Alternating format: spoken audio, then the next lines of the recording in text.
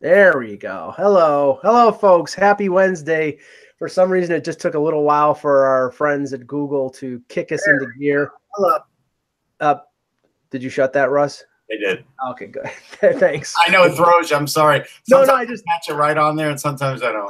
that echo just drives me crazy. It's either that or that irritating that thing that we had on Monday where it was just like that sound. Yeah, just a non-hockey thing to start off. Like, we're getting into the stretch run here for baseball in terms of teams that are eliminating themselves, and there's a few races going on. One of the races that I don't think anybody thought was going to happen was a race for the wild card spot in the AL. I think it's definitely going to be the Yankees in Oakland, but the Yankees have played so badly lately that Oakland has a chance of getting home field for the wild card game.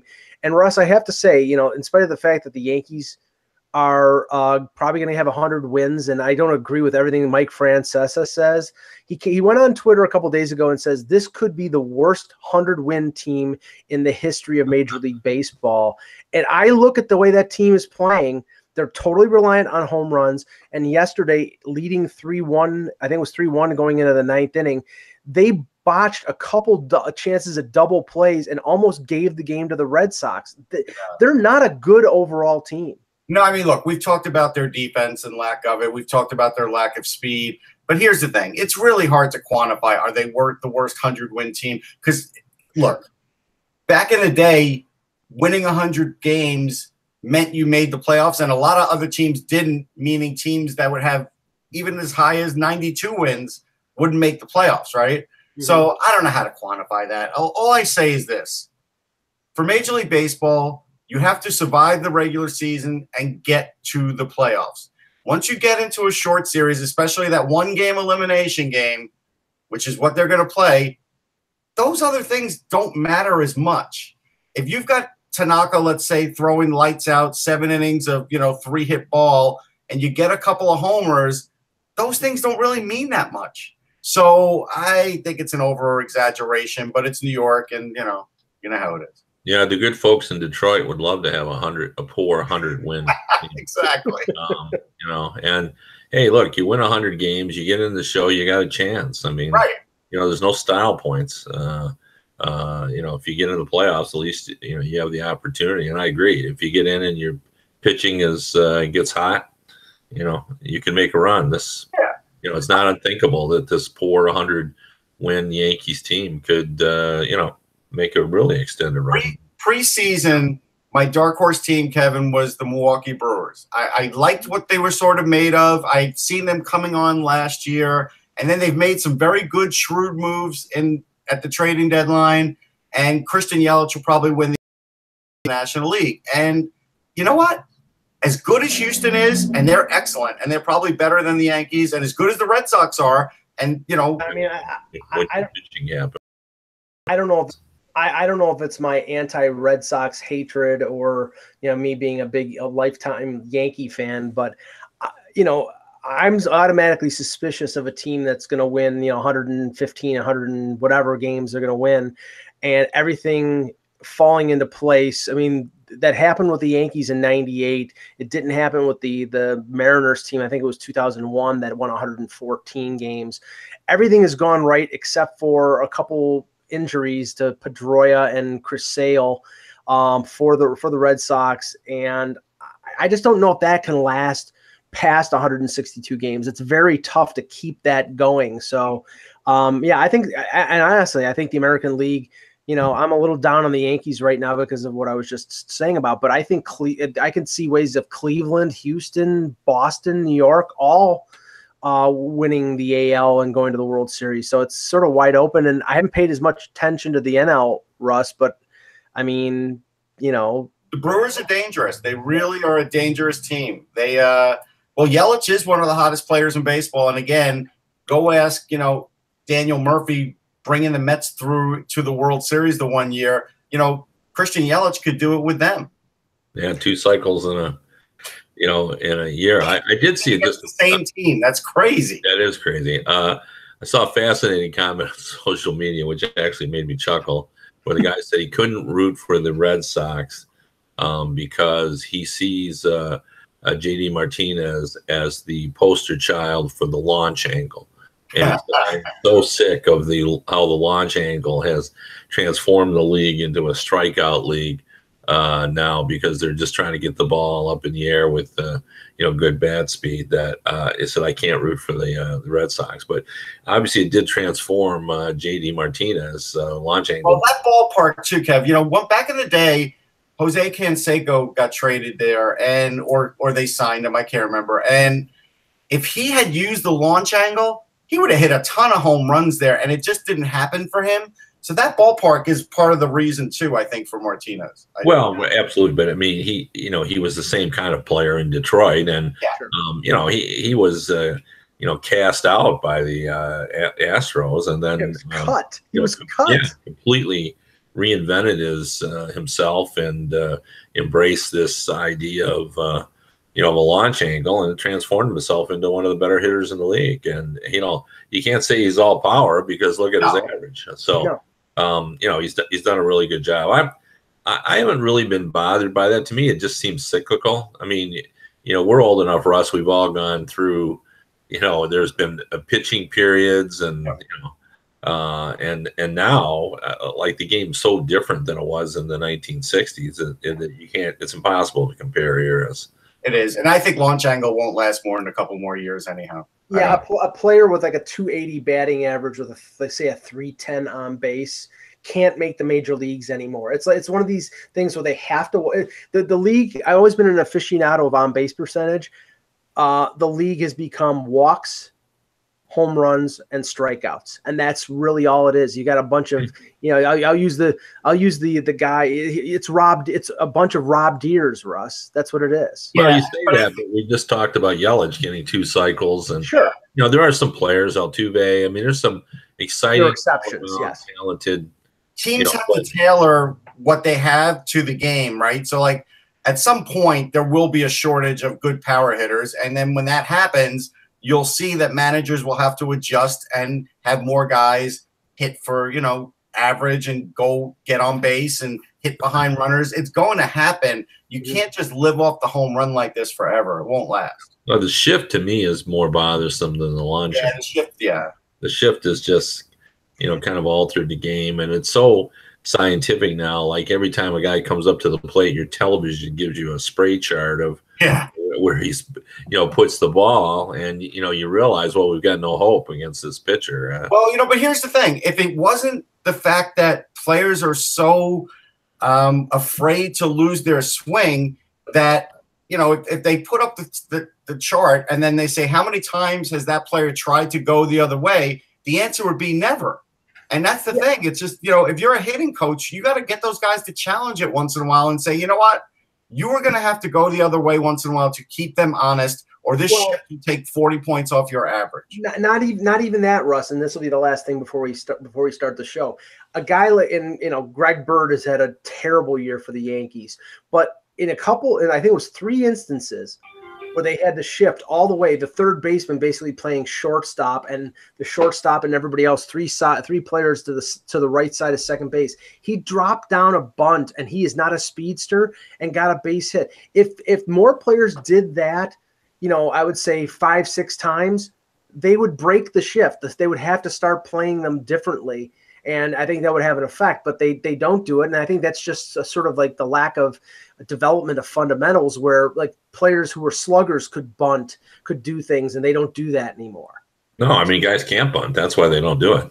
Right. Yeah. Okay, let's get started. Hello, Hockey World. Today is Wednesday, September 19th, 2018. I'm Russ Cohen from Sportsology. I'm Kevin Allen, USA Today Sports. And I'm Michael Lagello, and this is the Hockey Buzzcast here on HockeyBuzz.com. We will touch on a couple of the exhibition games last night, some news and notes from the NHL, and we'll preview the Detroit Red Wings and the Dallas Stars today. Starting off with the Sabres game last night, and I think maybe an injury that I don't know if it happened in the game or happened before the game, but I saw on the crawl as I was watching the Leafs Senators game in Lucan, Ontario. That Connor Sheary got hurt for the Sabres. And I have a feeling, Russ, that may have provided a little impetus to Jason Botterill to get the Sam Reinhart deal done, because Reinhart signed a 2-year bridge deal this morning for $3.65 million per. There was not a lot of talk here about a long-term deal. It seemed to be going in the bridge direction, and that's a pretty, I think, a reasonable number for a guy who scored 24 goals last year. What do you think of that signing? No, I think it is a good signing for both. I do think it's a reasonable number. If he has 24 goals or 25 goals each of his next 2 years, whether it's with Buffalo or somebody else, he'll make his money. The Sheary thing is kind of odd, though, because when they announced it, they're now saying it's week to week. Yeah, week to week with an upper body injury, but there was no – I didn't hear any specific. That makes me think it's not concussion. That makes me think it's, like collarbone, shoulder, something, a little bit like that. And that's, that could hurt the start of their season. Again, we all look at Buffalo with hope all the time, and then things seem to happen there to derail them early on. It happens almost every year. Yeah, and Kevin, as we said when we previewed Buffalo and when we talked about Buffalo, not in relation to Sheary, but in relation to another player, we talked about it yesterday. Zach Bogosian has not practiced, I think, the last 3 days, and right now he's, there's no plans to play him, and right now nobody knows what the situation is. I mean, this team, for them to live up to the expectations of, I think being much better than they were, they need some good luck in terms of health, and they just haven't seemed to get that.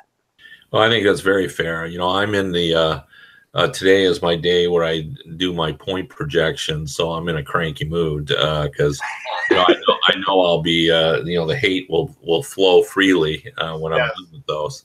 But I just mentioned to my boss that a lot of the way that I ended up projecting, I didn't do it consciously. But when I was done, I realized that, I came back from an NHL media tour and I did a survey with players. And I also talked with, at least one and sometimes two players from every NHL team. And, what I got from them in terms of what the teams they felt were the most improved were, teams like St. Louis and Buffalo was among them as well. And I think, for the most part in Florida, they liked as well. They thought that was a team that was on the rise. I think it was kind of reflected in that. And, Buffalo, I thought the Reinhart deal was perfect. And it's rare that you find that both the player and the team is in agreement of what kind of deal that they need. Usually a player, wants a long-term deal, right, a short-term deal, and the team is happy. But in this case, I think both sides are happy because, if you're Reinhart, you're thinking, I could still be that, big-time player, and I don't want to get locked into a longer term deal where I'm not going to have the big figure. And if you're Buffalo, you're still not sure quite what Reinhart is. Yeah. So I think that was kind of perfect. But I will say this about the the defense. I don't think that they were counting on Bogosian. Not that they've written him off, but I don't think they had him penciled in as a guy that we need him to kind of come around. I think they had sort of seen the writing on the wall on that. And but I do agree with you that they have had terrible luck in terms of injuries, and they need a break as well. But to me, the key on that team is is guys like Middlestat, and how good is Eichel going to be? How good is Reinhart going to be? Is the young defenseman Dahlin is put on a show yesterday. And Reese Delane, and I know you're not high on him, but no, I am. I just don't think he's a 27-minute a night defenseman like they've been playing him over the last few years. They needed to add more help for him. I think he's a top 4 defenseman. He's a right hand shot. I think he's good. I just think they've abused him over the last. Not to add to Kevin's crankiness, but I think that Rasmus Dahlin is going to get over 40 points this year. I do. Because now I see how the Sabres are going to use him. And they're going to be using him in top power play. They're going to be using him. Actually, it looks like they're going to be using him in overtime, in 3-on-3 overtime. They had him out there with Eichel and Skinner. So if that happens, he will get over 40 points. Well, I've got the Sabres improved by – I think I've got them at 80-some points. So, You know, as long as they don't have massive injuries or horrific goaltending, that definitely should happen. Yeah, well, they're so much faster, and it is interesting. And I had this conversation with a couple of players, but one or two players that you add, really makes a difference in terms of speed, because that impacts two lines. You had two forwards who are fast, and that makes those lines fast because you got to play to the fastest guy on the line. Right. Well, they've added 3 speedsters: Sheary, Middlestat, and Dahlin. Yeah, no, for sure.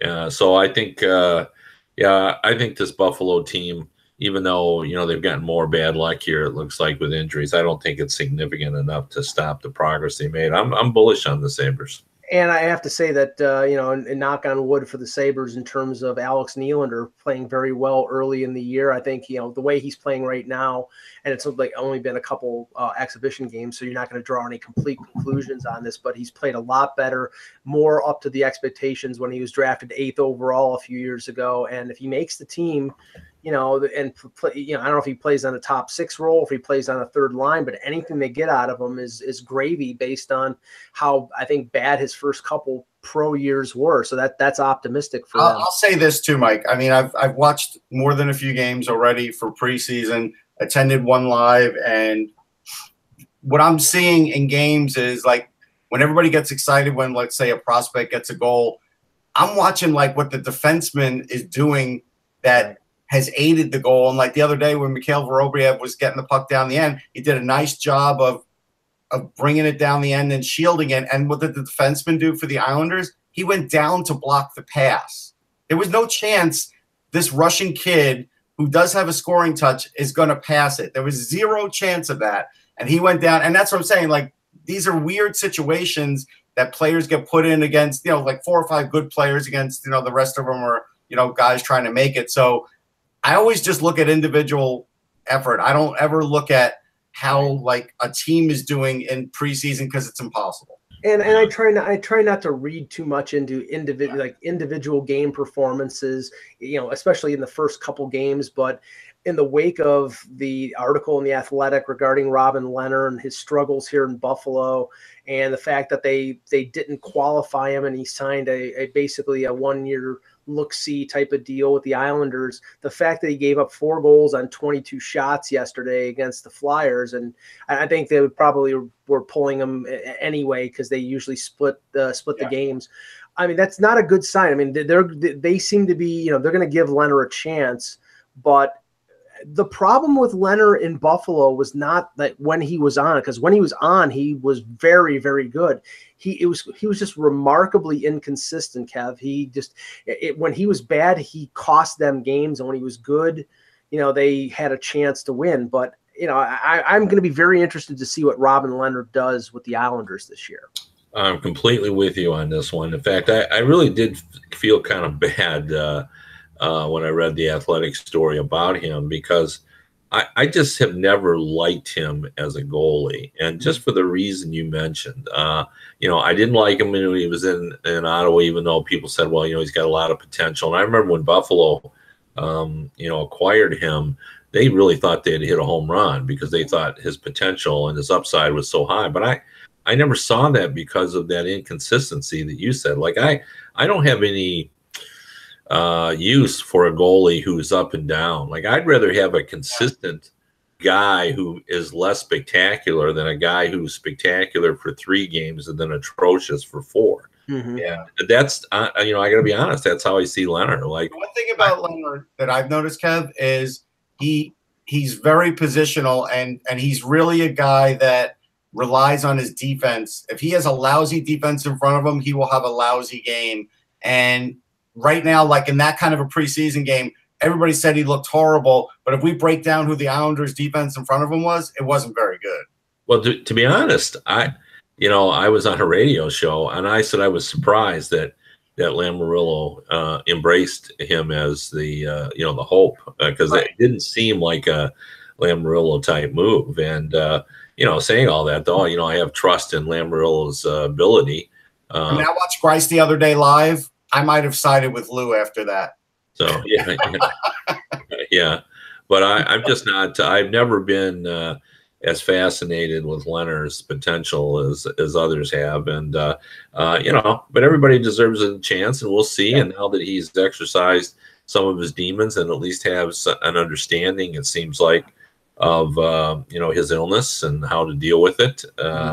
Who knows what can happen? We've seen many athletes kind of overcome all sorts of issues to become dominant players. So maybe he's calmer now. Like, he used to have these outbursts and stuff, and that doesn't happen now. So that could help him in a long season. And Lou has a history. He went out and got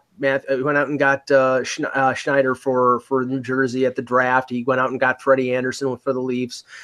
There, other than Grubauer, I don't know how many chances to get a number one goaltender there were over the summer. Right. So I think, Leonard was sort of a stopgap, no lose situation. If he's good, he's good, and you look really great. And if he's not, then you wait until next summer when maybe a few other goaltenders are on the market, and then you go that way. So, well, you're absolutely right. I mean, that's why the Carolina Hurricanes have Peter Mrazek.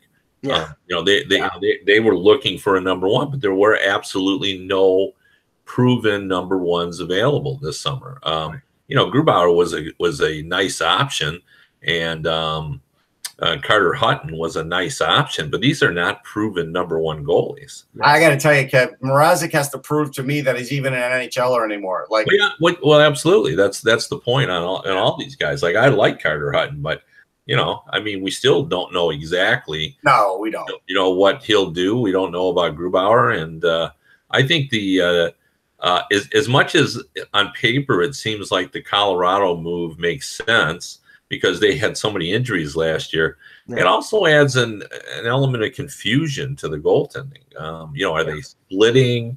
Right. Like, what's quite going to happen there? And we actually talked about that yesterday because we previewed Colorado, and we were saying, is the plan to play Varlamov like a number one or go 1A, 1B? And I look at it and say, I think they'll play Varlamov as a number one until he gets hurt, which he always does. And then at least they have a better 1B plan instead of Jonathan Bernier with Grubauer. I think that's the way they go. And they probably, if Grubauer proves that he's a number one caliber, they can trade Varlamov at the deadline because, he is a good goaltender if he stays healthy. Yeah. And I always say with one of the biggest lies in all of hockey is when a player says it doesn't matter to me who's in net, that I play the same.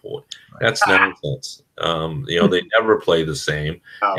And even though none of them would admit this, most of them like to know who their goalie is going to be. They like to know who their number one is. They adjust their game depending on the faith they have, in the guy that's back there. They may take more chances if they have an elite level goalie, and they may play more conservatively if they have a young goalie and they're less sure about him. So I think it makes a big difference. And I don't know what to make about it. I wasn't here for Colorado, but that's the one team out of the 31 that I'm less sure about. Like, I have no idea where the Colorado Avalanche, they have some talented players. They've got McKinnon, who is a dominant player, but I just don't know where they're at. I think they're going to get a nice boost out of Tyson Jost, though, being healthy this year. They may be. No, but here's the thing, and I mentioned this to and it's one of the guys, and he often says that to me. It's this to me. He goes, you guys that do prognostication, he says, I'm sure you're going to be say about Colorado. He says, but if you're saying what Colorado is going to do, you're absolutely lying.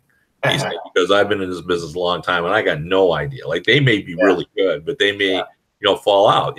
They were 90 goals better last year than they were the season before. Now, is that them? No, maybe. I mean, 2 years ago they were the 62 Mets. That's what they were. They were that bad. They were an absolute mess. And the problem I have is, and we all got caught up in this, we thought the Columbus Blue Jackets had arrived, and then they were 27th in the league the following year. I think the difference with Colorado is this, Kev. I think the difference is in Bednar's first year, there was the Patrick Waugh hangover, and I don't think the team was as bad as what the record was. So I think when we go back to that, if we look at that team, we say, all right, you know what? They probably weren't that bad. Then you look at last year, and that's as good as Nathan McKinnon will probably ever play in the NHL. If he duplicates that year, they're making the playoffs because he was a force of nature. I actually agree with you on that. They were not as bad as they look, but it's also a difference in our personality. You always think you know exactly what's going to happen. I never think I know what's going to happen. But that's so true. I know what's going to happen. But I always am concerned that I'm wrong. And I think you never even entertained that pilot error option. But I really struggled with Colorado in this. Because you look at their talent base, and I love those guys. Those guys are really talented guys. Actually, their defense is so much better now. Yeah, that was what I was going to say. The addition of Girard, the addition of Ian Coles as a free agent, the growth of Zadorov. They didn't trade off Tyson Barrie, and Johnson's healthy. Johnson's underrated, in my opinion. Like, I think he's a very valuable defenseman. But Girard is still young, so we don't quite know exactly what he'll be and everything else. So I don't know. Somebody's going to fall in that division, and I'm fearful it'll be Colorado. So with the signing of Reinhart, we're down to 4 restricted free agents: Miles Wood, Nick Ritchie, Shea Theodore, and William Nylander. I saw Bob McKenzie report before the show that it seems that the path for Ritchie and Theodore is bridge deal, like Reinhart, like Morrissey, like Darnell Nurse. I haven't heard anything on Miles Wood. Kev, I have to give you props, because over the weekend in Niagara Falls, talking to being in the scrums with Mike Babcock, it was effusive. His praise was for Kasperi Kapanen, for Andreas Janssen, for all the wingers who were there, and the guy who was left off the training camp roster. He mentioned, we have to wait for Willie to get here, but it was nothing about Willie, nothing about when he gets here. It's like all the guys who were there. It was prototypical blueprint Babcock. Yeah, he's dead to us. Yeah. That's the way, if he's not there, he's dead to us. Yeah. Well, that's Mike. That's just the way he, kind of approaches things. And, I think you brought it up before, because I'd forgotten about it, but, Nylander's father was involved, obviously, as well. It was Russ. Yeah, that brought it up. No, Mike did. Mike brought it up. Okay, well, I knew somebody did, and I had forgotten about that. But you're absolutely right. So ultimately these things get resolved, and they will.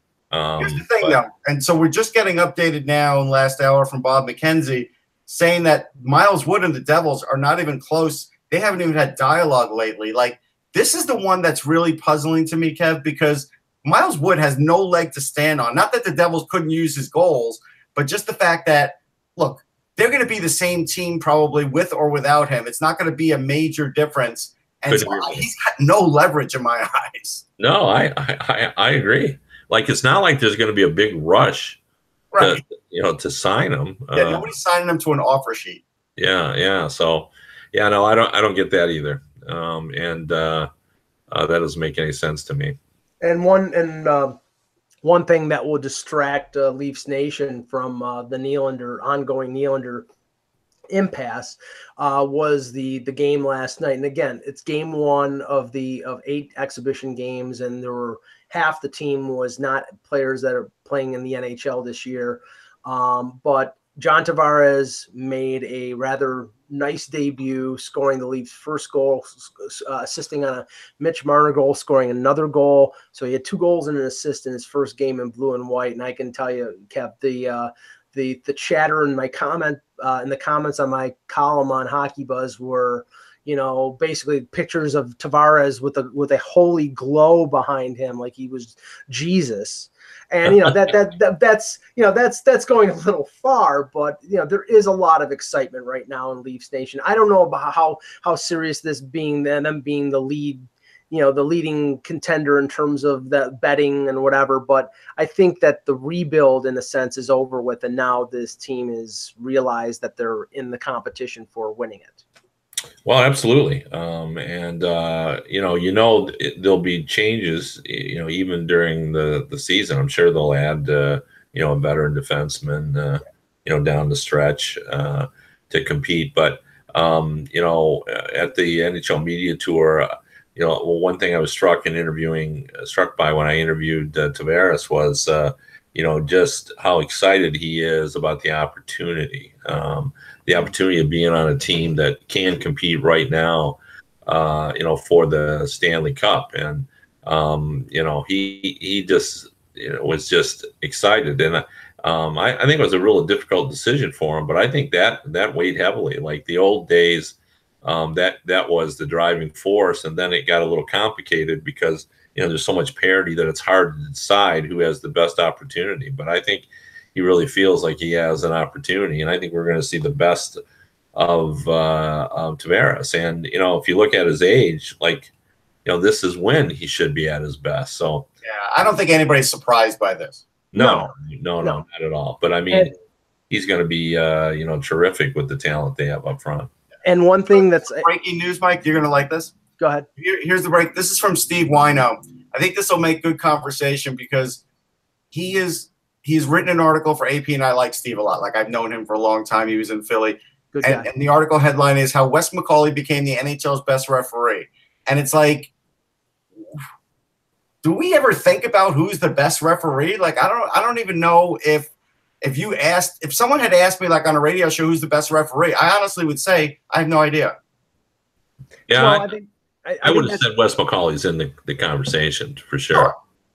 Yeah, I think that's by design, though, Russ. I think they don't want the remember it's like it was Bruce Hood, it was Andy Van Hellemond, it was Wally Harris, it was Bob Myers. You associated they had personalities, they had their own little idiosyncrasies. I think that the league is sort of gone the way of baseball umpires, where you don't have Lou DeMuro anymore. Or, what I'm saying? It's like they want them sort of just be anonymous type of, just call the play and not have their own personalities. And I honestly, I couldn't name more than six or seven referees now. Yeah, the best example of that was, Paul Stewart. Like he's going to enter the U.S. Hockey Hall of Fame, because he was both a player and a referee. But he was often criticized and chastised by the league for being a personality.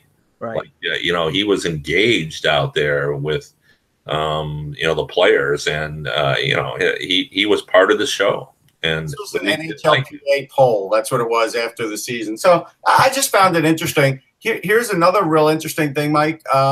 This came out a few hours ago from a Larry Brooks column that Kevin Hayes said things that maybe should have been addressed and weren't maybe taken for granted, they're being addressed now, meaning during the last regime and Alain Vigneault. And I think nobody's just shocked at that. And I think for people that might be shocked why Alain Vigneault doesn't have a job, that's a good reason right there, because, you don't usually have a player coming out and saying that, even with a new coach there, so publicly, because at this time of the year, we're all looking for stories, right? This is something that definitely is gaining a lot of traction. But again, Alain Vigneault got to the point where, he was pretty abrasive to a lot of the players. Yeah, and these coaches, they reach not like in a yelling way, just in the way he. No, but coaches they reach a certain point where they get tuned out. I mean, I think that was the case with Babcock in Detroit, and after a while, no matter how successful they are in certain places, I mean, I think Vigneault's time in New York was over with. I mean, I think his message got stale, and I think the organization was looking at, the group that they had and decided they had to move on and sort of retool or rebuild. And, I think that probably happened in Detroit with Babcock. I'm pretty sure that it happened with Babcock. And, eventually that might happen with Babcock in Toronto. But right now it's not, because they're young and they're very talented, and that didn't even happen with Babcock in his last year in Detroit. Nobody came out and said anything like, "Hey, I'm glad he's gone." Like that. So this is, like I said, this is something for this year where we don't see it a lot, but it does say a lot. That quote said a lot. Russ is right. One thing about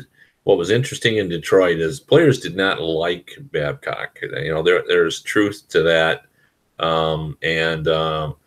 they resented how he treated players, but they never they believed that he gave them a good chance to win, so they followed him. I don't think Zetterberg and Babcock. In fact, I know Zetterberg and Babcock didn't see eye to eye.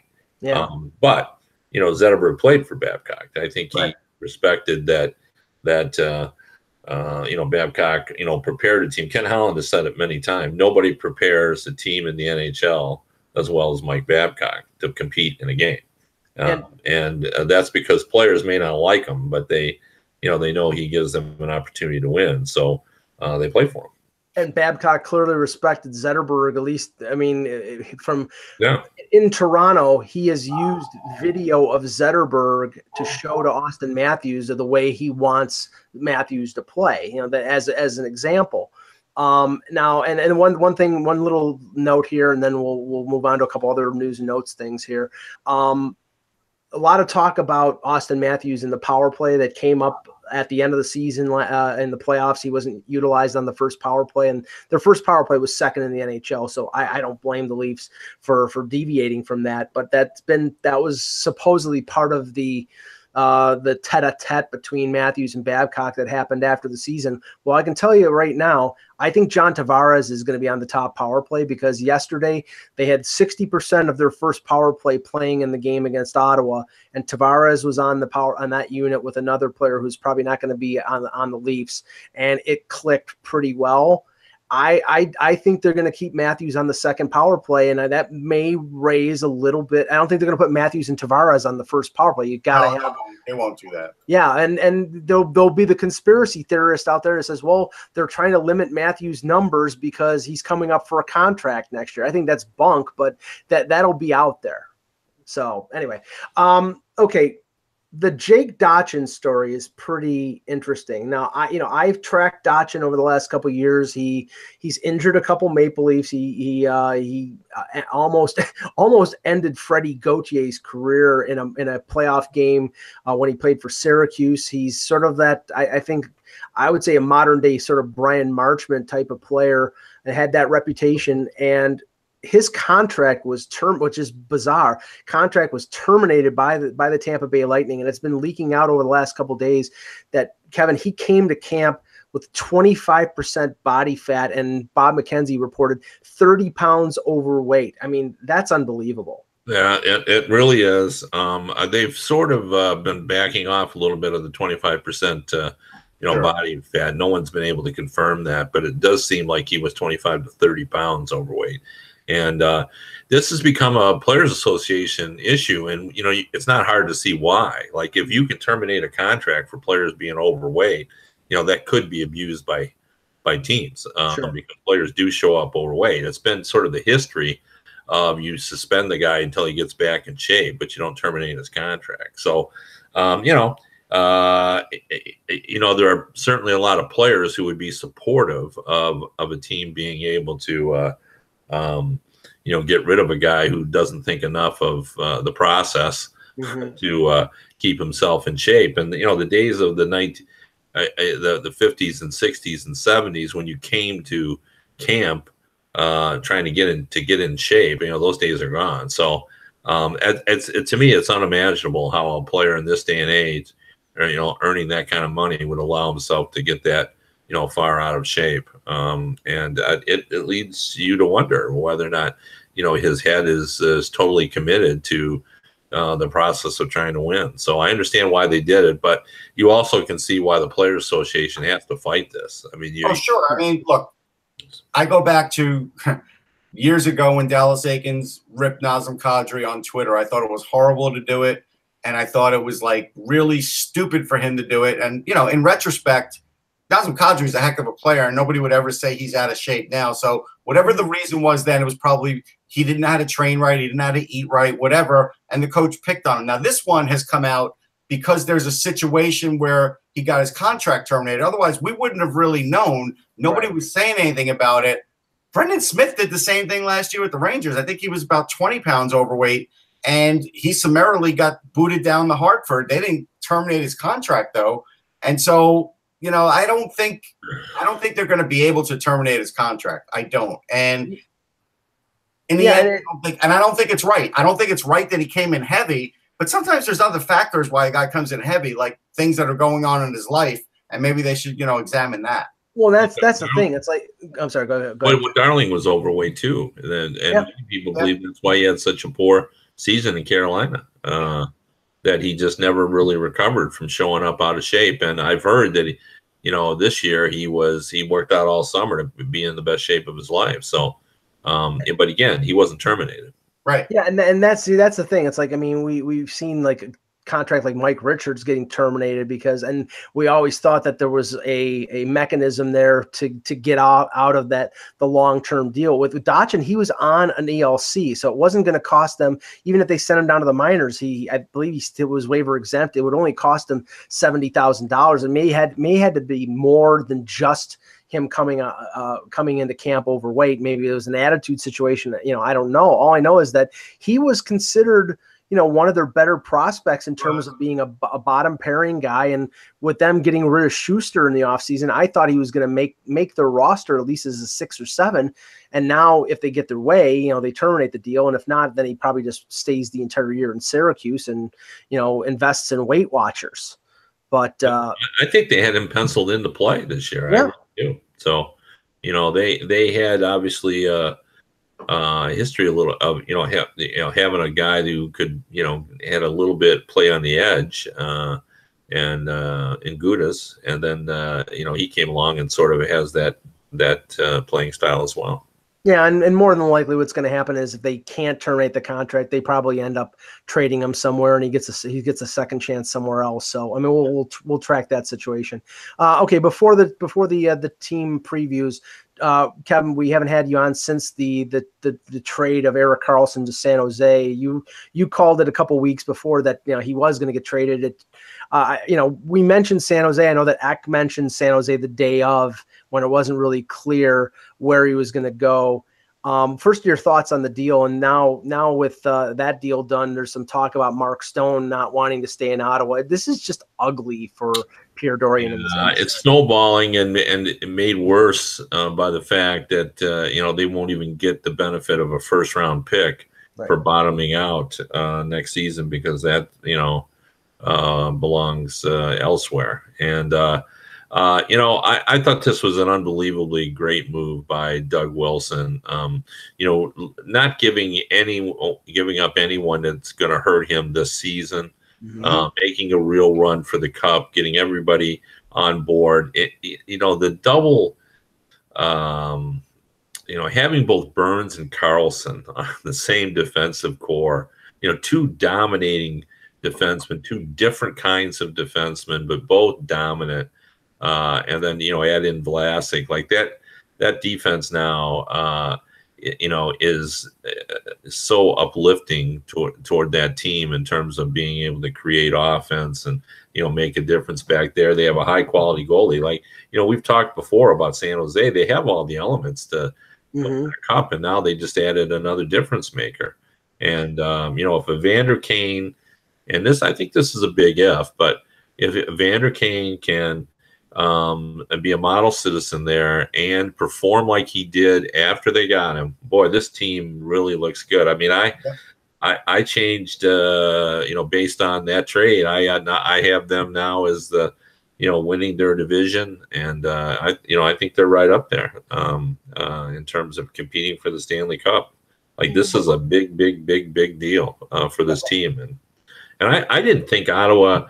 Like, I know the younger players, they got a lot of elements, but I thought they'd get more. And by more, I meant I thought they'd get a player that we can identify that's, really, really good, that could, step right in. And, they really didn't get that. I mean, Tierney's a guy that will help them, but, they didn't get that with like one guy that we already know is going to be a difference maker.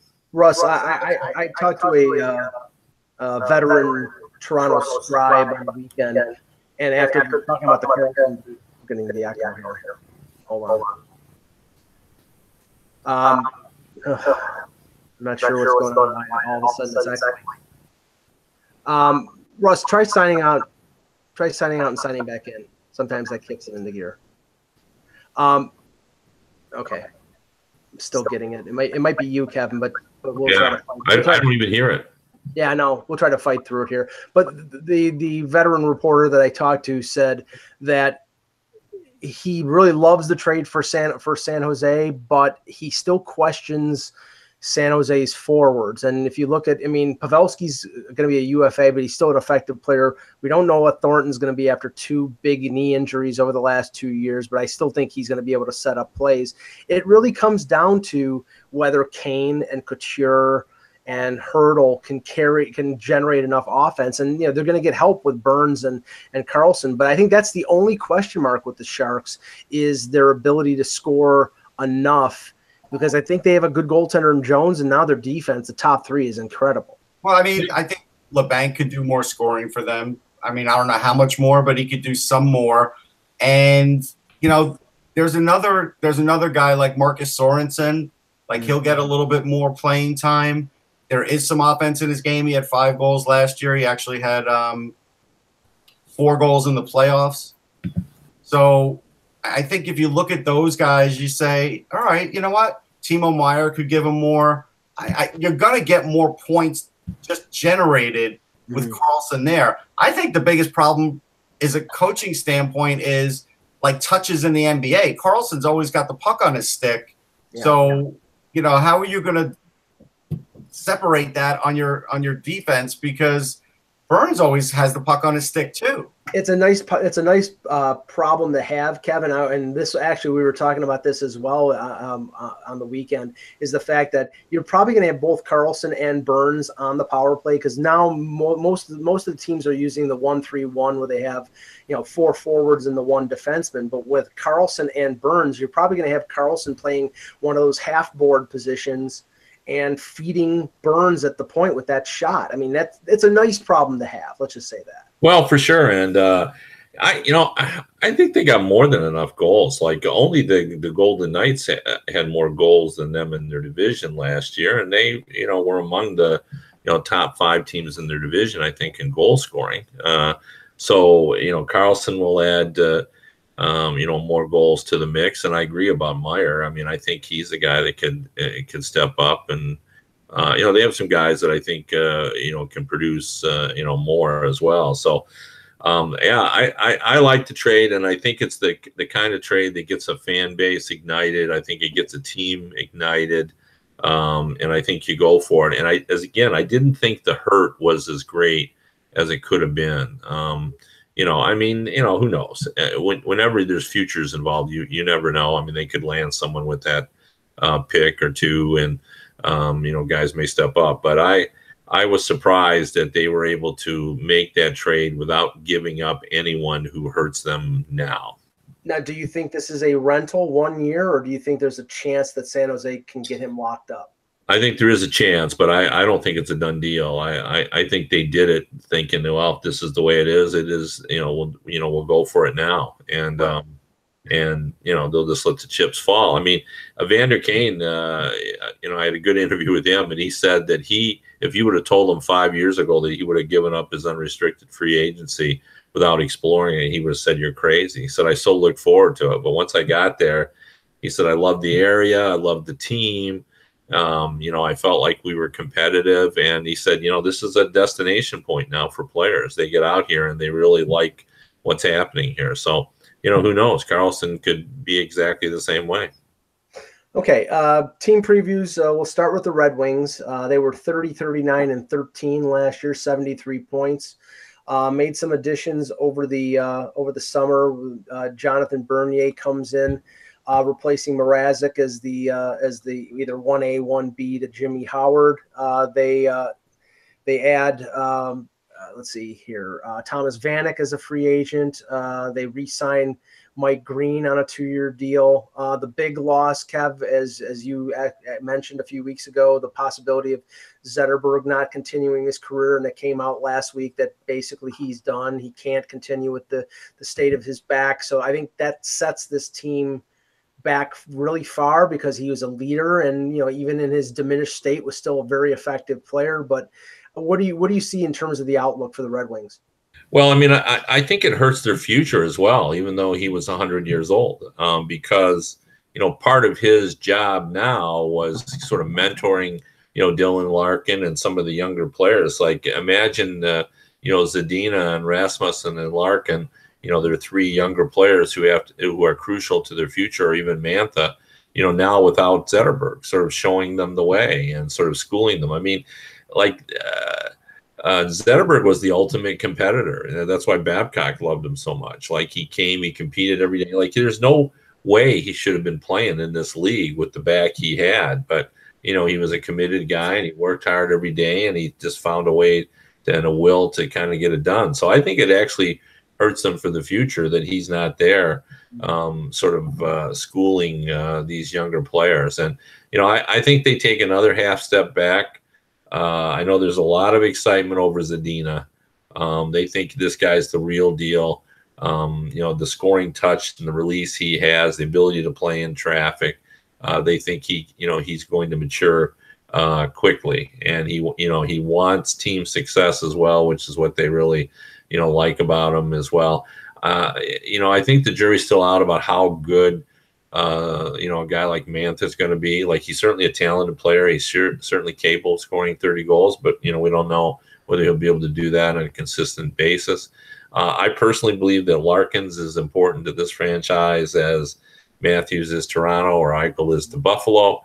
And then, of course, to me, the X factor on the team is, Big Rasmussen, who's, 6'6". And I think they'll start out on the wing with them, but they like how mature he is already, how serious he is. The veterans really, really like him because that seriousness has kind of come out.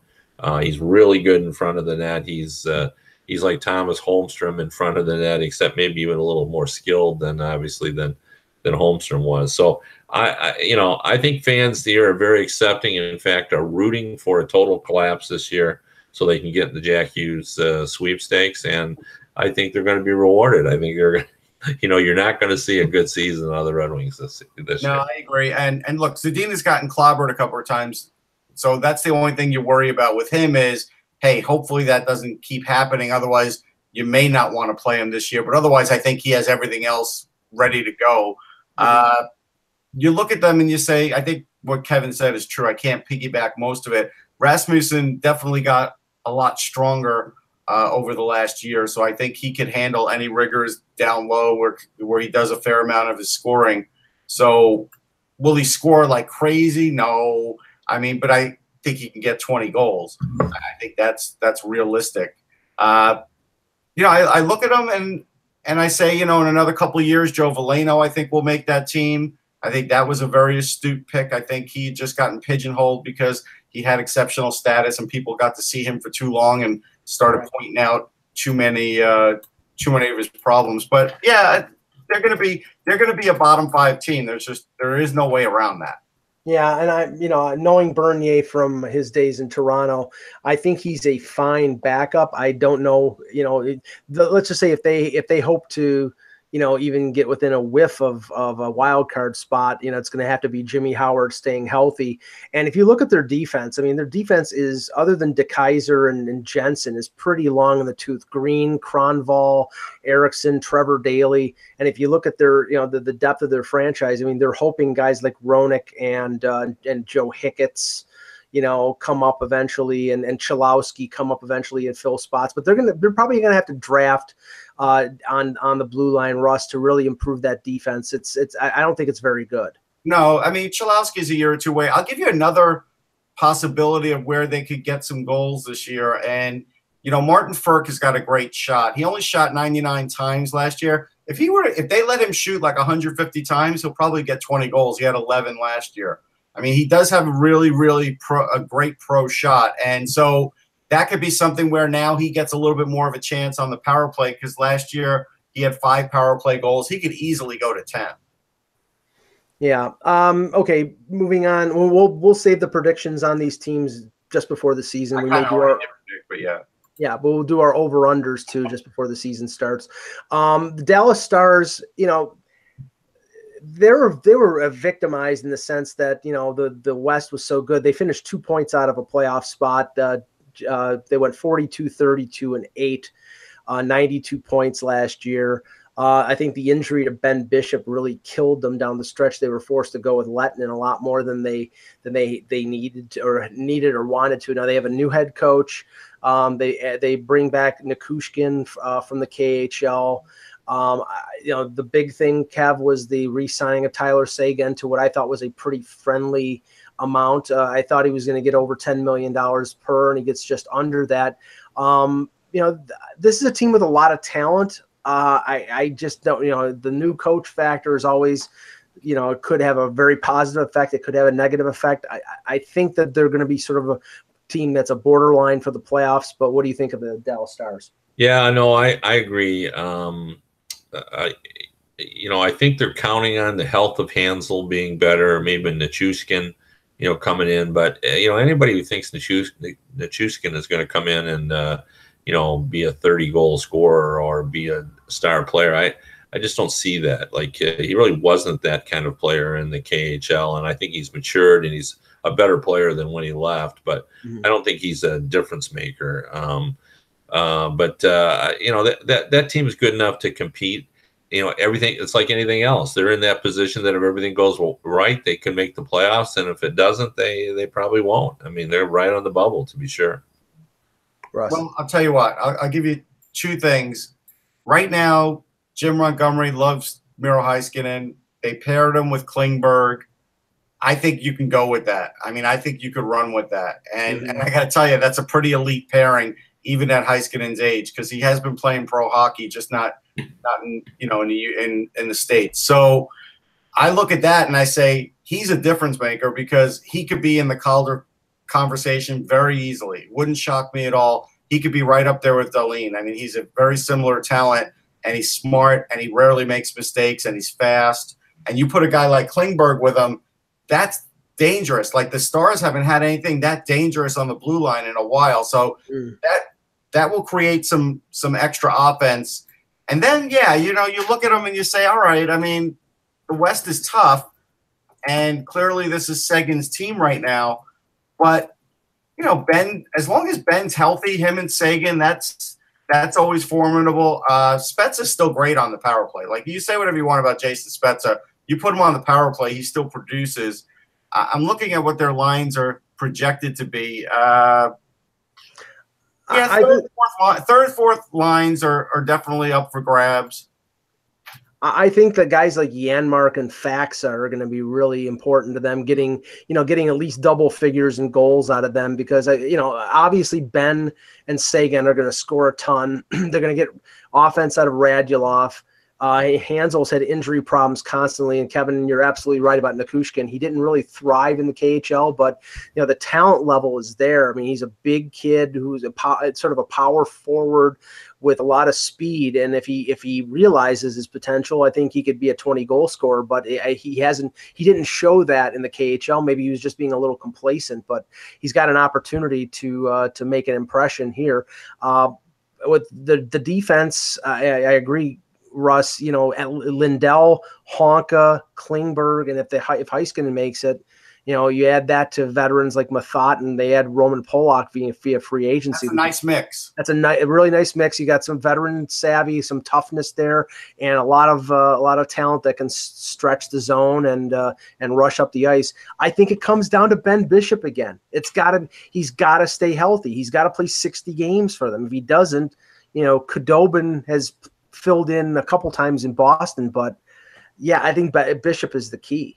He is, but Russ is right about the, they do have to score some more goals. Like, you think of the Stars and you think of Seguin and Ben, well, they have enough scoring, but they really don't. They're down in the 230 range last year, and that's not enough goals in the West. The West, the Pacific Division is probably now stronger than the Central, but the Central's pretty darn good, too. But you got to get more than 235 goals. One thing I wanted to bring up, and it's just a small thing, but the Dallas Stars have been stopping reporters to tell them it is not Heiskanen, it's Heiskanen. So that's his name, and it will be important since this kid's going to be a star. So right. All right, we'll have to get that one right. I mean, that's the other two guys too, Mike and Kev, that could give him some scoring. I mean, Rupe Hintz has been scoring really well in the AHL, and he had like 20 goals last year. Jason Dickinson, I think, put in the right role. He has good speed, good size. I know he played a fair amount. I got 12, 20 games, something like that last year. Only 27 games, only put up 2 points. But I think if he gets a little bit of a roll, you know, you might be able to get 8 goals, 10 goals out of him. And Hintz, you might be able to get 12, 13. So that they could be some contributors there. And I saw Dickinson during the Calder Cup playoffs, and he played well. You know, but the guys who were the big scorers for Texas were it was you know, Curtis McKenzie, veterans like that. It wasn't. But they have a good coach, you know, like with Montgomery, he doesn't put too much weight on like the top line. Like Denver was always good throughout, even though they had Borgstrom.